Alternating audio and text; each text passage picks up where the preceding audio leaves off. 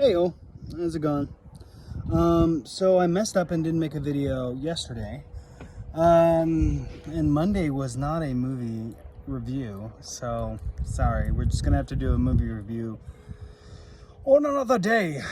Anyhow, I will be doing 2 videos today to make up for my mistake, which I know and I have said time and time again that it's not the same. Anyways, so Tuesday's video is about today and what's kind of going on. 2 things of note.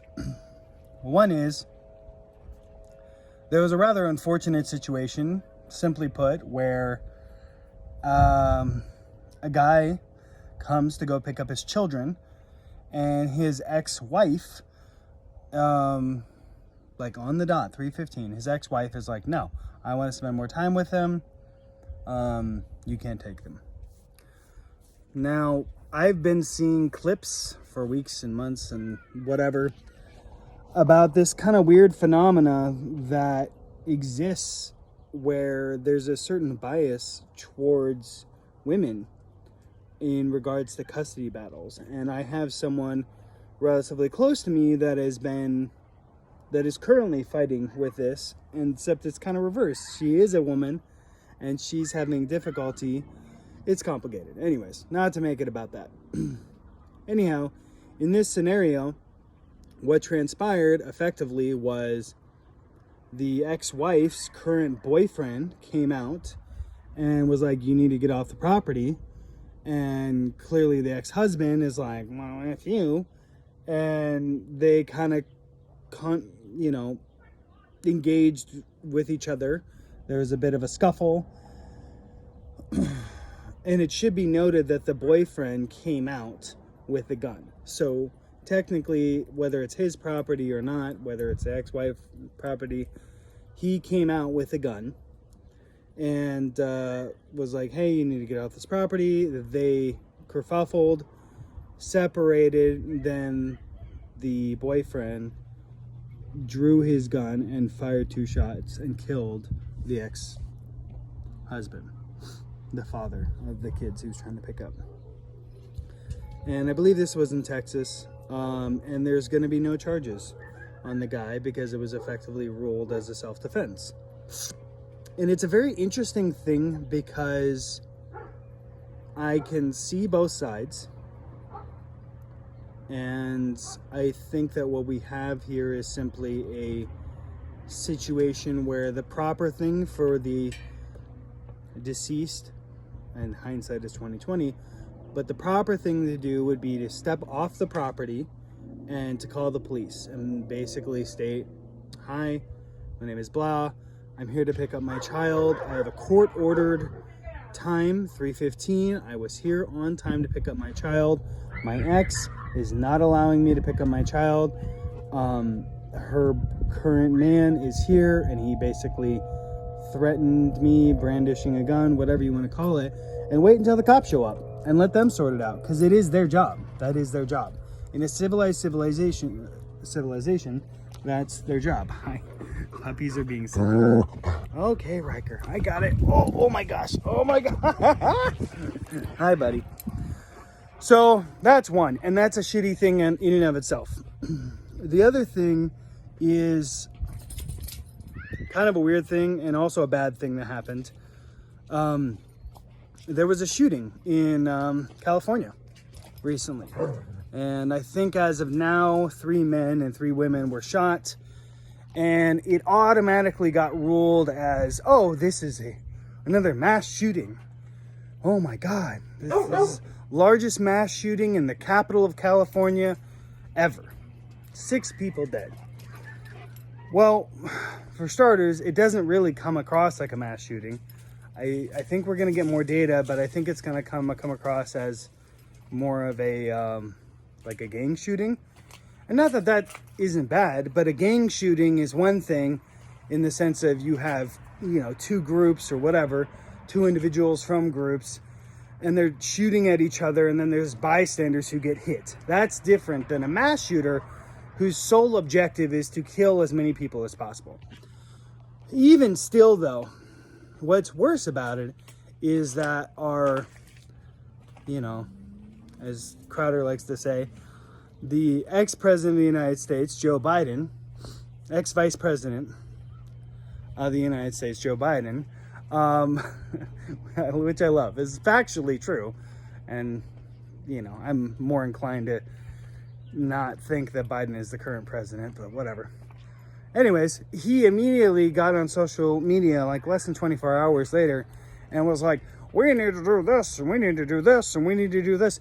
All of which basically says, oh, hey, we need to put all these rules and restrictions in place, blah, blah, blah, blah, blah, to help mitigate drug crime or gun crime. The problem is pretty much every single one of the things that he's suggesting get put in place are already in place in California. So it's like, dude, you're literally suggesting a solution that is already being in place and has no weight whatsoever on this current situation. So there's that. Meanwhile, I'd like to point out that there's no like, oh, hey, people are dying from these vaccinations. We should start doing something about that. But, you know, that's a different thing because guns.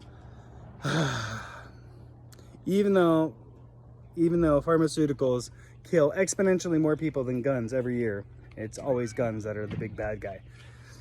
Guns, which are inanimate objects. They don't do anything unless you load them, aim them at someone, and then pull the trigger. But pharmaceuticals, which are illegal and get passed around, that's A-okay. Anyhow, those were kind of my two negative Nancy things of the day. I'm so sorry about them. I think it's interesting that they're both gun related, and interesting what your reaction is and what should be done. Because I'm not, to say I'm not impressed with what Biden's doing is kind of an understatement. But furthermore, I'm really worried about where are we doing? Because it's only a matter of time till, okay, they just basically keep pushing, and suddenly we're not allowed guns. And the Second Amendment exists in name only. But I will point out this, and a bit of good news, also gun related, is apparently we have, I think, 24, maybe 25 states that you have what's called a constitutional carry, meaning you can buy a gun and just carry it around. Now, it's not all the states, but almost half is pretty amazing. And apparently, Florida, they're working on it. And I'd like to point out, if you don't know, that the states that have the highest crime rate, Illinois or Chicago, but Illinois and New York and California, and then of course DC, which is not a state, have probably the strictest gun laws ever and also the highest crime rate. And despite this fact being the fact for many, many years, those are Democrat owned and operated and controlled states. And still, they push for more and more gun restrictions. And it's like, guys, look, it does not work. Why are you doing this? And this is true with not just guns. This is true with homelessness. This is true with these restrictions on building new homes and building new apartment complex that LA has a problem with, where it's just like, oh, no, we're not going to allow you to do that. And it's like, well, okay, now they can't build stuff. So that means the value of everything goes up exponentially, and we don't have enough homes to provide for the population that we have. And then on top of that, there's this other element of like, oh, well, you're not allowed to raise the price of the apartment. And it's like, well, the free market should just pick. And if people can't afford to live there, then as shitty as it sounds, then they should probably move because they can't afford to live there. Sorry. Yes, I got it, Grandma. Like, 50 years or 20 years ago, you moved here and it was this price. And now it's not this price. Okay, things changed. Did you make more money? No. Do you have kids that are taking care of you? No. Okay, that's based on your decision. Did you save up money? No. Which leads into another thing, which is not really relevant, but it just makes sense to me, which is this concept of like social security. Like I have parents who are on Social Security right now. And they're working to make other money, But suffice to say, they've been paying into it for 40, 50 years. And now they don't have enough money to just pay the basic bills. So, because it didn't go up with inflation. Like when they started, oh, we're going to give you this amount. And then inflation happens. And if inflation is like what? Anywhere between 1% to 3% a year. But in 40 years, that's going to be significant. So if you set the rate at 40 years ago, well, that's not enough to live now. Because the money is not. So that's problematic. And I'm inclined to say no. Or at least have people be able to opt out. Like, hey, you can opt out of Social Security if you want. I think that we should do that. If people want it, they can have it. But I also think it's kind of weird if I'm paying into it. So, like, just if you want Social Security, you pay into it. If you want government Social Security, you pay into it. There are other things that exist that are basically the equivalent of Social Security, but they're not government, and they probably have better returns. So, anyhow, that's kind of it for today. This is the Tuesday video, the today video. The today as in like what's happening in modern events. So I'll do another video again on the same day later with a different outfit so you don't get too confused. I'm gonna take a shower. I went weed whacking today and I'm kind of exhausted. It was awesome, but I'm exhausted. Anyhow, talk to you later. Plaid Man out. Bye.